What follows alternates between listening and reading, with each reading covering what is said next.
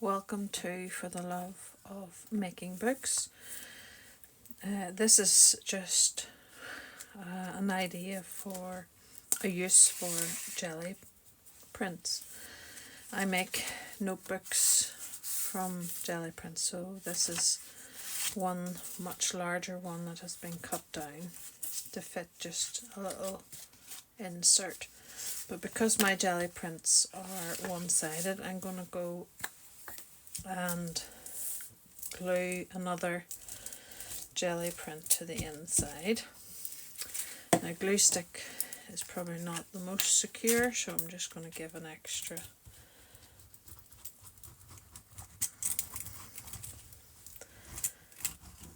bit of 3-in-1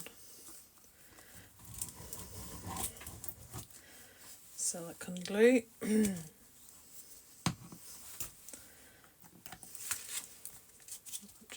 Cut it off then. Better push it right on. So this is just jelly print. It's not a very exciting jelly print. In fact, I would imagine it could be classed a bit of a disaster. But I kept it. It was done probably to clean the plate on packaging paper. That's just simply packaging paper, but they all eventually have a use.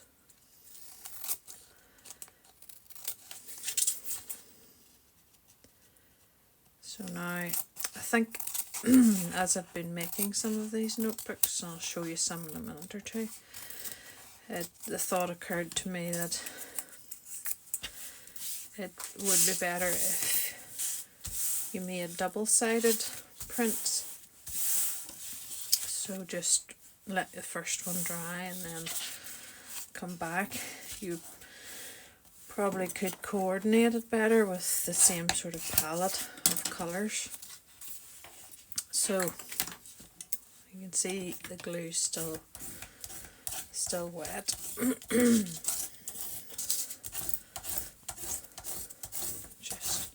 Smooth it out a little bit. These are actually offcuts from another project, and I just glue about 1/3 of the way down. I'll just show you how. There's many different ways that you can make simple notebooks, but this just happens to be the way this one's made. So once it's in position and you're happy enough it's closing properly, I just put a wee bit of glue here so that when it's closed over. Now there's a couple of different ways. I'm going to just close this one over a little bit. I'll show you a different idea in a moment or two. You just hold that down. I just see a bit that needs trimmed here.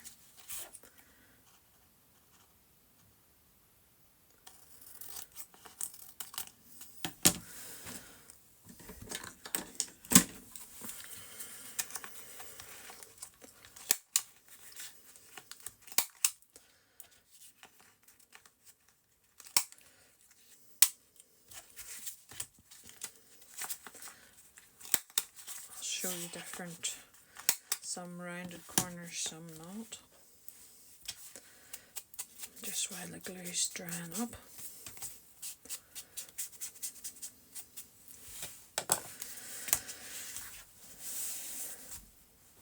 Because it's just done on copier paper, it's very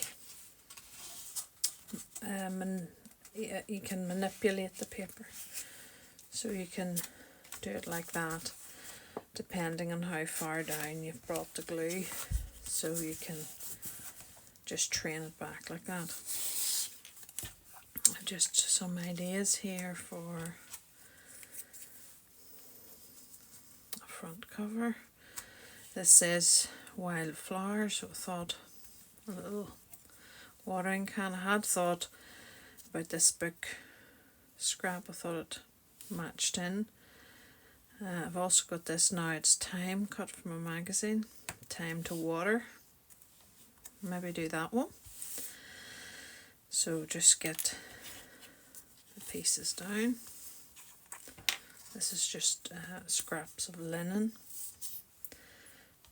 I bought some nice linen fabric to cover a seat one time, and this is what's left. I try not to think too much about placement of, I know you see some creators and they spend a lot of time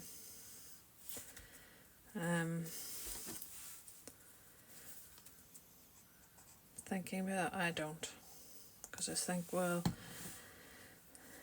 the chances are the person buying it, because I do sell these, the person buying it will have slightly different tastes than you anyway, so so that's that one. I don't sell those for very much.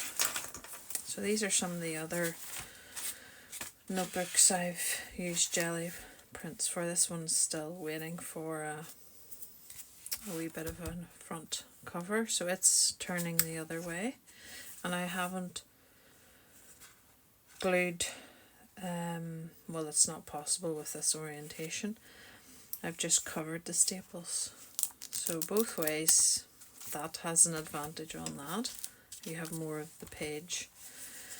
Created a little pocket there, which you can't really do with that type.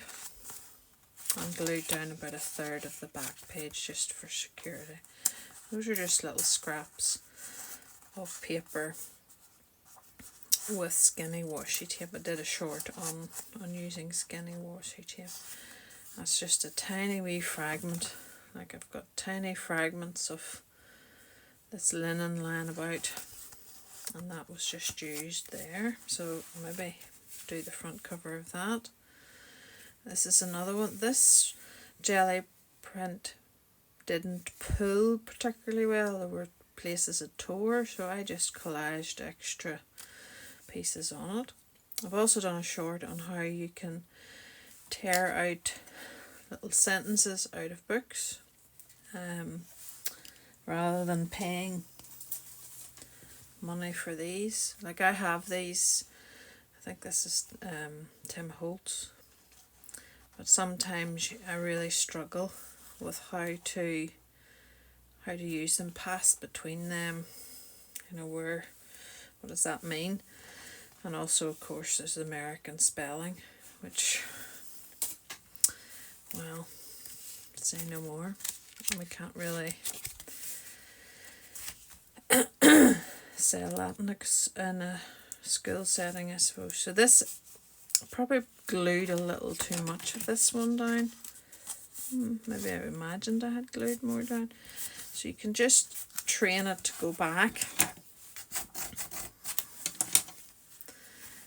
like that. So that's just a wee bit of ribbon there. And sometimes that's why you don't tidy your desk. If you have stuff sitting about, it suggests itself to you. That's a hard to cut out of a jelly print. And again, the same idea there. That has bias binding, just to cover the top. So these three here are very similar. Okay, this is then the square ends, and this is just actually the name of a piece of product packaging. That's another jelly print on the inside. These are made from jelly prints. This is actually a file folder, and I've covered it with jelly prints. So that's actually sewed in, and a wee key charm. That's another way of using a jelly print as a focal point. So this is quite a plain jelly print. to cover it, and then created a focal point. This is another idea, again with the jelly print becoming the focal image. Those are hand cut out from jelly plates, and again that's out of a book. This is actually sample wedding stationery, so I'm making use of it. And then adding some paper. I've added blue dyed paper. That paper was actually dyed with, I cleaned a brush, a brush that I was using, Annie Sloane's chalk paint. I cleaned it into water, and I realised, there's a lot of pigment in that, and I dyed some paper. So chalk paint is another way of dyeing paper. Another little notebook. Again, the jelly print is the part of the focal image. It becomes the pocket as well. So any little trim offs that you have can become pockets for the future. Like there's one there. And again, that same idea of just leaving the staples as they are and then covering them a little bit. And also these little scraps. That's Stamperia scrapbook paper, but again the focal image comes from a jelly print. And the pages also. You can write on acrylic paint. You probably would need something like a Sharpie. And some of them I've turned around so that the craft paper or packing paper is visible. So just a scrappy little notebook. Here's another one with gel prints mixed in with lined paper. So your gel prints can be used for many different things. I did do a short on using your gel prints for journal cards and for tags. That gel print is actually, you'll see how tight-fisted maybe is a good word that I am. This one here, if you probably recognise it, it's the card that comes in a new shirt. You can see the little stamp there. So that's very interesting, as you can use it to pick up your gel print, but then you have the advantage that it's a piece of card. And then I stuck some line paper on the back. So that's all the uses you can make of gel prints. You can use packaging to create your tags, and just get another gel plate. That was an experiment actually with matte medium, picking up some marks that were made on the gel plate. So I sort of make myself use up all my gel prints before I allow myself to make any more. So I'm just going to try and decorate the front of this, just check the orientation. And I'm just looking for scraps on my desk. And some of these are commercially produced things. I'm not a big purchaser of commercially produced things because they can be quite expensive.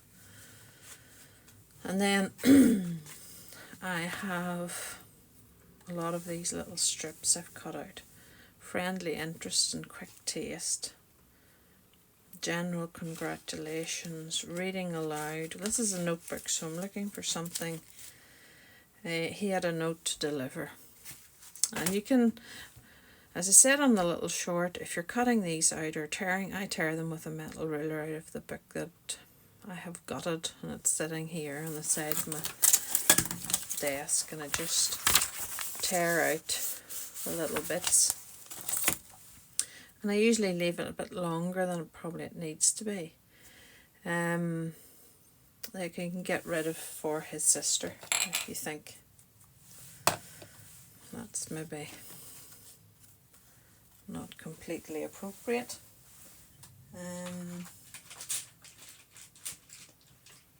Just looking for another little embellishment.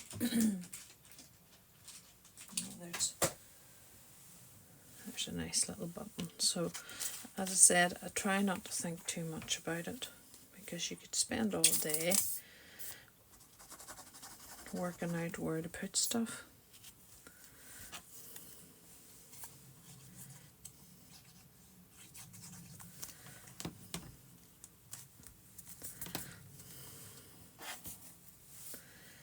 So, I hope that shows you that gel printing is not a waste of paper. I know it's fun to gel print, but you also want to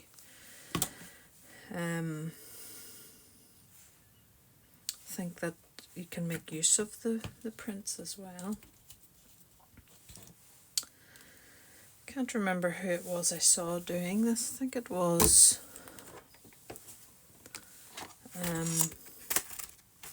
Pam at the Paper Outpost. But you can use something like glossy accents. To I was going to show you it in those the little button, but I don't know that it's going to show up because this is the clear one. But you can use different glossy accents or stickles, nouveau drops, just in the holes of the buttons, which make it quite interesting.